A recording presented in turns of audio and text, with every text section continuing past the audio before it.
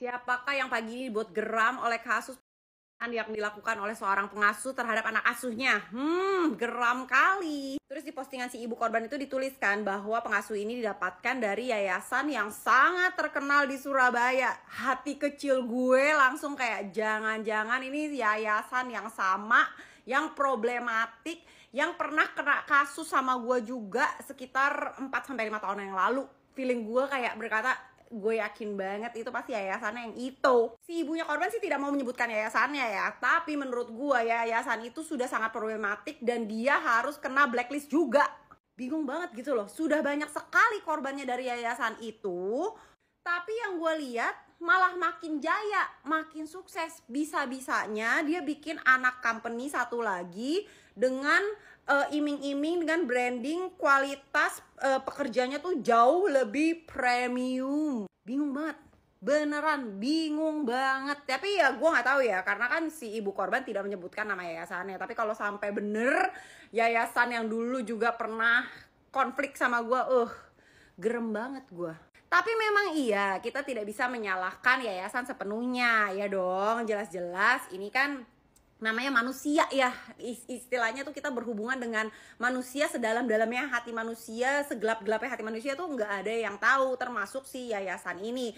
Tapi menurut gua yayasan ini tuh harusnya juga punya peran penting, apalagi lu itu adminnya mahal, branding lu sebagus itu pula, ya lu harusnya bener-bener menyaring tenaga kerja lu, mungkin kalau perlu sampai di psikotes, sampai ada sampai di bener-bener ketahuan gitu loh, setidaknya sedikit aja bahwa ini manusia kayak nggak bisa nih dipercaya untuk menjaga anak.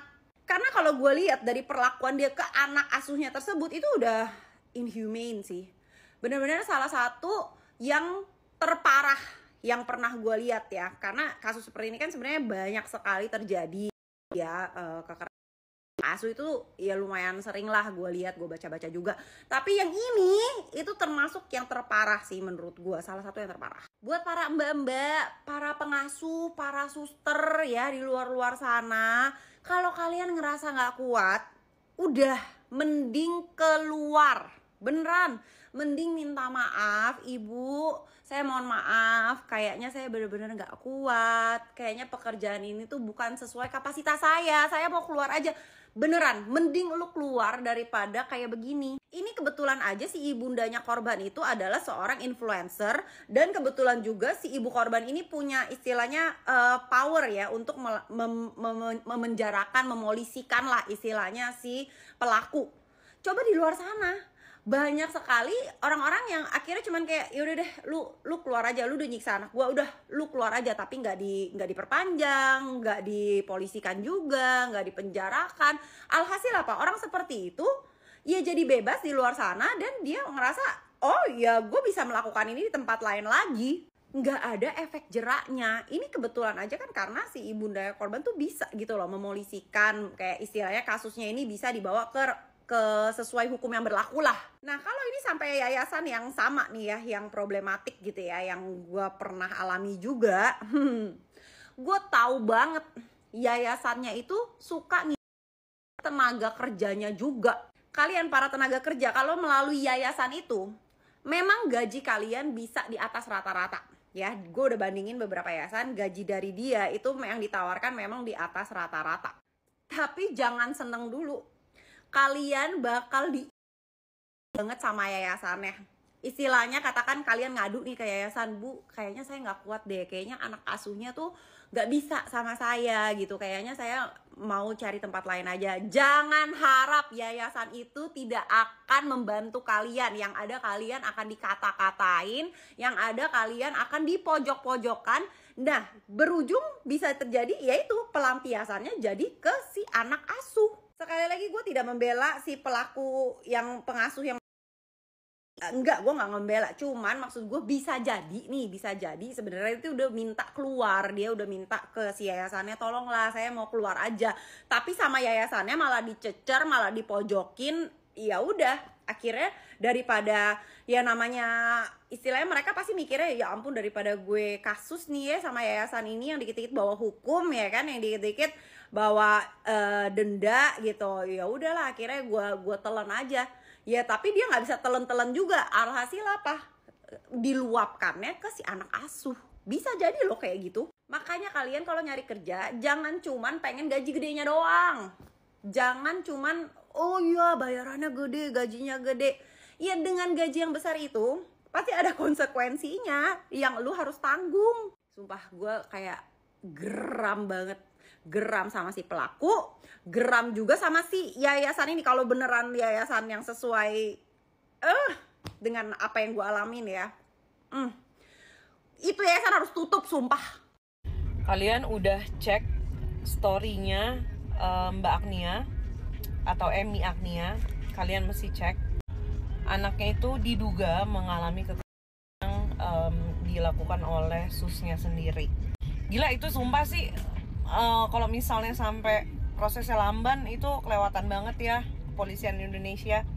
Terus mirisnya lagi dia dapat sus ini, dia ambil sus ini dari yayasan terkenal ya, yayasan yang sudah punya nama yang cukup besar. Dan semoga untuk para penyalur suster, tolong deh diperhatiin banget gitu loh kayak gini-gini. Gue gak ngerti nih cara seleksinya gimana. Yang jelas ya namanya suster, lu ngurusin anak kecil, mau itu anak pendiam, mau anak itu gampang cranky, itu udah resiko pekerjaan. Dan yang namanya suster ya, sabar itu harga mati. Kalau misalnya memang nggak bisa megang anak, nggak bisa kerja sebagai sus dan cuma ngincer gajinya doang, cuma ngincer jatah cutinya doang ya, jajan cutinya, aduh mendingan jangan. Kalau misalnya lu cuma ngincer tunjangan cuti, gaji yang besar, aduh mendingan jangan deh ya. Takutnya kalau misalnya lu nggak bisa sabar-sabar ya, nggak ngerti resiko pekerjaan lo, hukumannya berat say. Buat Mbak Agnia yang sabar, terus maju, jangan pernah mundur ya, karena ini yang kamu hadapi bukan manusia. Gila gue lemes banget ngelihat foto anaknya, sumpah. Justice for Chana. Guys, kalian udah lihat belum CCTV-nya anak selebgram?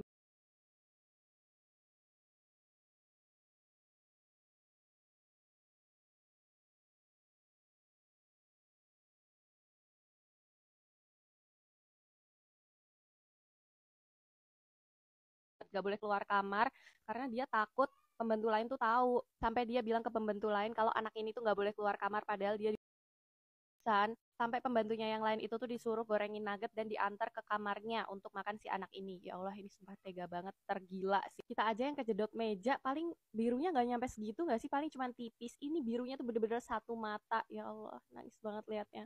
Dan guys, kalian yang pada komen nyalahin ibunya, katanya kak jangan sibuk-sibuk, itu anaknya diurusin bla bla bla bla.